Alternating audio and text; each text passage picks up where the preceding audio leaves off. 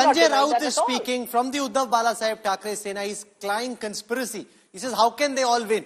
Let's listen to Sanjay Raut. पहले गौतम अडानी के खिलाफ एक वारंट निकला, अरेस्ट वारंट, बहुत बड़ा भ्रष्टाचार का आरोप हो गया, ब्राइब का केस है, रिश्वत का केस है 2000 करोड़ का। उसमें भारतीय जनता पार्टी की पूरी पोल खोल गई। गौतम अडानी, बीजेपी, मोदी जी, शाह जी और फडणवीस, शिंदे, ये एक है और उसका ऊपर से ध्यान हटाने के लिए ये पूरा एक कपट कारस्तान हो गया है और उसकी तैयारी पहले से चल रही थी। हमने ये महाराष्ट्र जो गौतम अडानी के जेब में जा रहा है, मुंबई जेब में जा रहे हैं, हमने विरोध किया। ये अडानी राष्ट्र नहीं होने देंगे, तो इसके लिए इस प्रकार के नतीजे महाराष्ट्र के ऊपर लाद गए हैं। ये जनता का कौल हो ही नहीं सकता। महाराष्ट्र की जनता का मन हमें मालूम है, ये हो ही नहीं सकता है।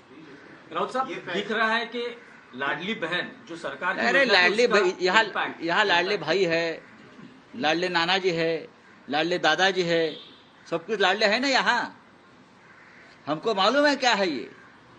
इतनी ये निर्णय जो आया है, ये नतीजा आया है, ये जनता का निर्णय नहीं है, मैं इतना ही कहूंगा। नहीं राउत साहब, लेकिन लोकसभा चुनाव के वक्त आपने जो जनता ने कॉल दिया उसको उस वक्त भी हमने कहा था मोदी जी हार गए हैं, लेकिन चाहे महाराष्ट्र हो चाहे और स्टेट में गड़बड़ की है। महाराष्ट्र के नतीजे भी उससे ज्यादा आने वाले थे अच्छे। हमारी 4 या 5 सीटें लोगों ने चोरी की है, मैं आपको बता रहा हूं। पर राउत साहब, अब दिख रहा है कि महाराष्ट्र के विधानसभा में विपक्ष के लिए भी कुछ, मतलब विपक्ष यही लोकसभा के 2 चुनाव में 2014-2019 ने मोदी और शाह ने यही किया था कि विपक्ष का नेता कांग्रेस को नहीं मिलना चाहिए। इस बार भी वही स्ट्रेटेजी महाराष्ट्र में की है कि विधानसभा में कोई विपक्ष का नेता नहीं रहेगा।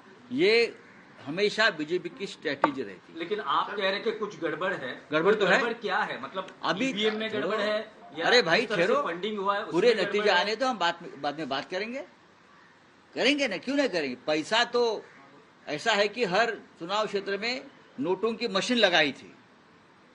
अरे शिंदे का एक भी उम्मीदवार सिटिंग एमएलए गिरता नहीं, और शिंदे ये बोल रहे थे हमारा एक भी सिटिंग विधायक गिरेगा नहीं।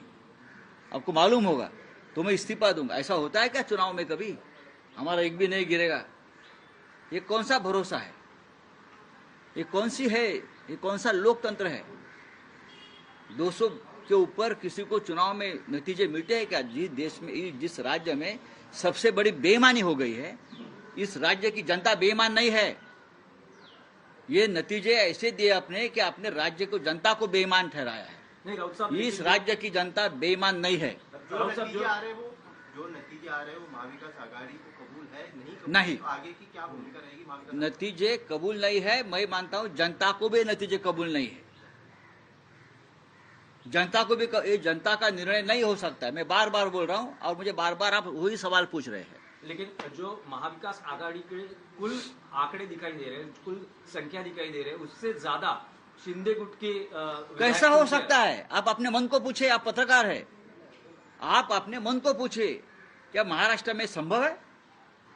आप अपने मन को पूछे कि महाराष्ट्र में शिंदे को 60 सीटें मिलती है, संभव है क्या? ये अजीत पवार को 40 सीटें मिलती है, क्या ये संभव है?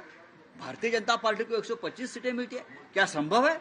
क्या इस राज्य की जनता भी बेईमान है? इस राज्य की जनता बेईमान नहीं है, इसके ऊपर हमारा विश्वास है। चलिए, थैंक यू।